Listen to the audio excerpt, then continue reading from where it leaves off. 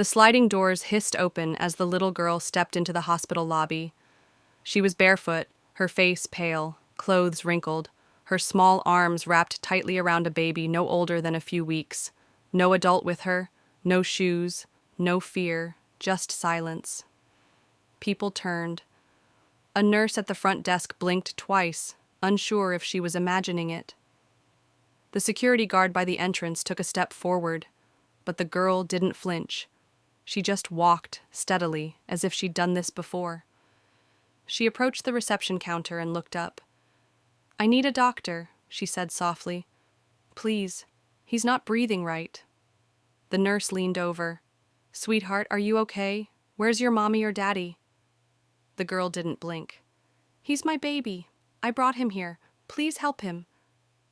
The room fell into a stunned stillness. A woman in the waiting area gasped. A man dropped his coffee. Another whispered, "Did she say her baby?" Before anyone could ask further questions, the nurse sprang into action, calling out, "Triage team to front desk. Code pink now." Within seconds, 2 pediatric nurses and a doctor rushed out, gently lifting the infant from the girl's arms. One of the nurses spoke carefully. "You did the right thing, honey. We'll take care of him. What's his name?" The girl hesitated. "Jacob." "And your name?"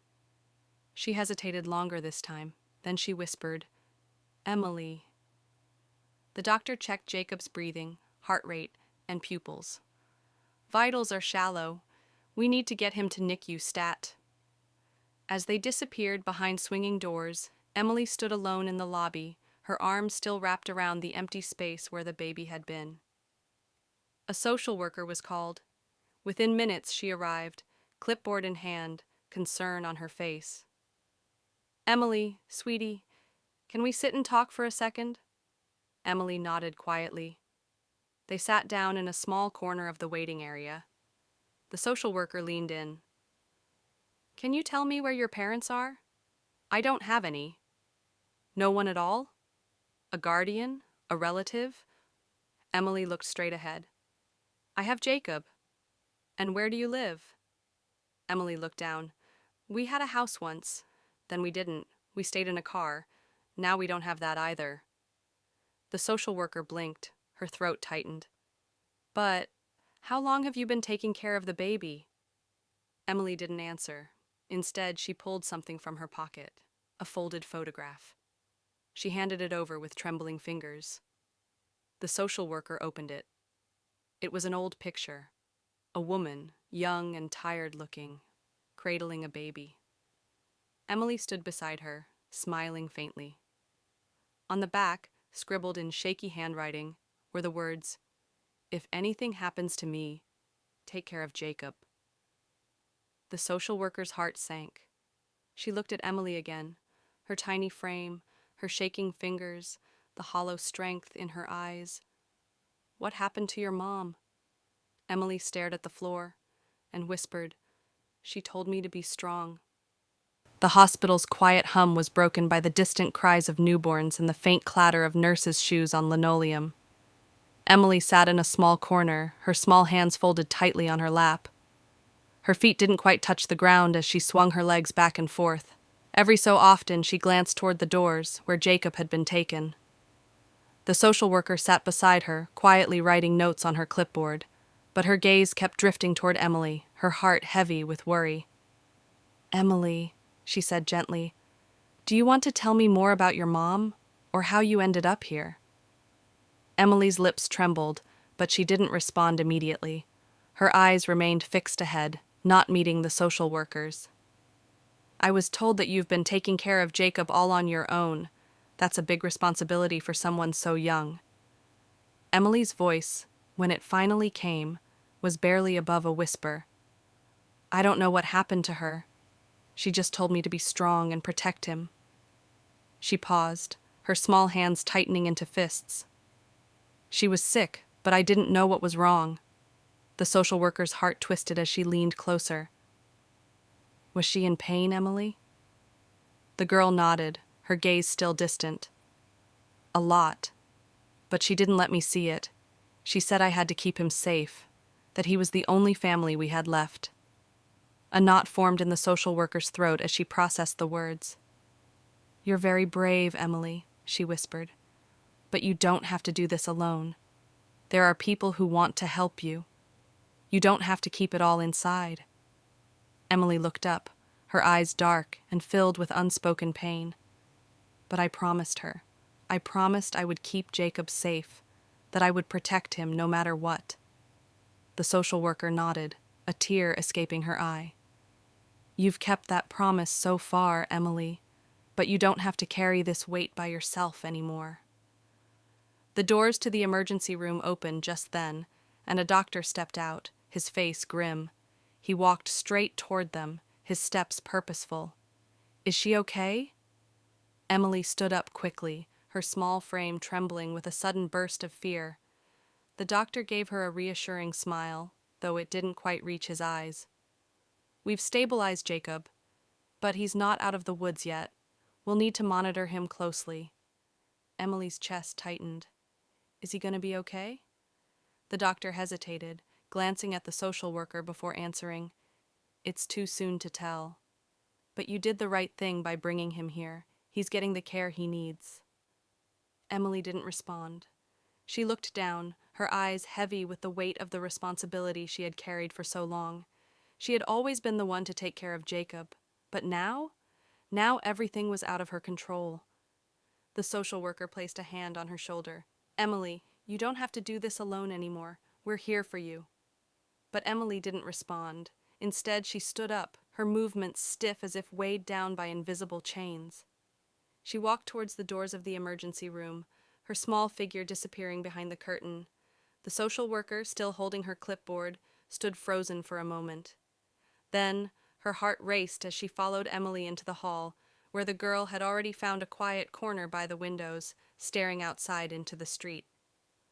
The glow of the hospital lights bathed her face, but her expression was still unreadable. "Emily," the social worker said softly, "is there anyone you trust? Anyone who can help you now?" The girl didn't answer. The social worker stepped closer. "Emily, we need to get you help. There are people who can take care of you and Jacob, give you both a safe place. You don't have to keep carrying all of this alone." But Emily remained still. "I don't have anyone else," she whispered. "Only Jacob.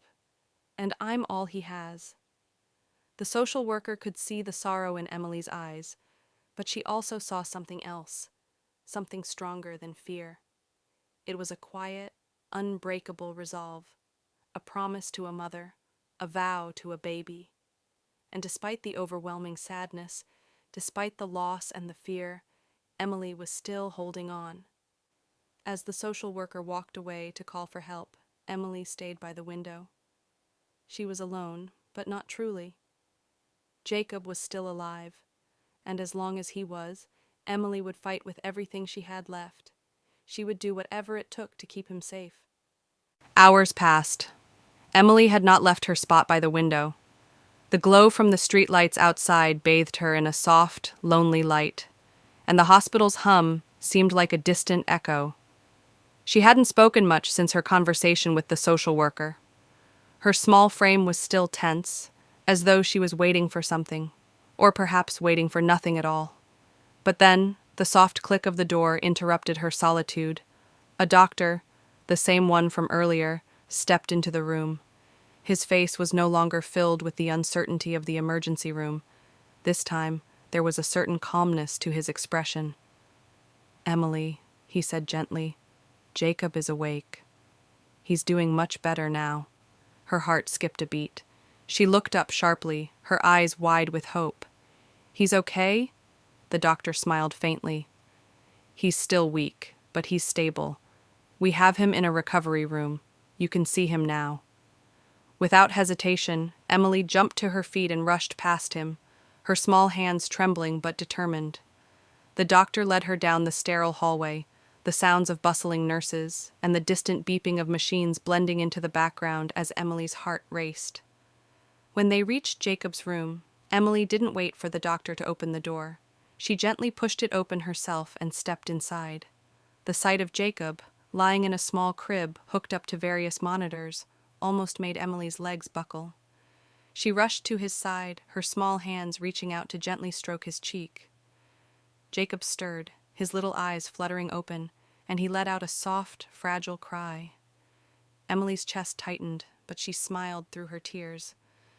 "You're okay, Jacob," she whispered, her voice thick with emotion. "I kept you safe." The baby's tiny hand curled around her finger as she sat beside him.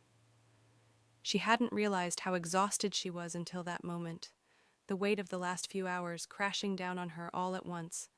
But as long as Jacob was breathing, Emily could breathe too. "Thank you," the doctor said from the doorway. "You did well, Emily. You saved him." And that was all that mattered. The social worker smiled, her eyes misting. "Of course, and we'll make sure that happens. You've shown so much strength, Emily, more than most adults ever will." The girl didn't say anything more. She just sat quietly by Jacob's side, the small hand of the baby curled tightly around hers. In that moment, she didn't need to speak any words. She didn't need to promise anyone else anything. Because Emily had already kept the most important promise, the one she made to her mother, to Jacob, and to herself. She would always protect him. She would always be there. And for now, that was enough.